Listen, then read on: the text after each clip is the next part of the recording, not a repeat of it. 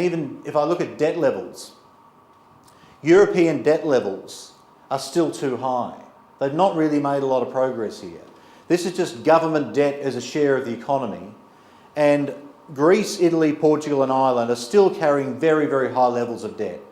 And more importantly, they owe money in a currency they don't control, which is a big difference between them and, for example, the Japanese, who are in more debt, but at least they owe money in their own currency. And down the end there is us. There is our massive fiscal and budgetary emergency that required us to really tighten our belts. You know, whenever the Australian Treasury puts its hand up and wants to borrow money in world markets, they get knocked over in the rush. There's not really an emergency right now. In fact, this shows you the cost of borrowing for the Australian government. This is the 10-year government bond yield, going back to 1930. Okay?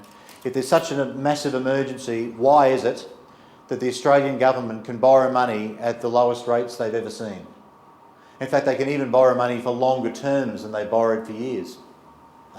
It's become easier for the government to borrow money, not harder, despite all the talk about emergencies, etc.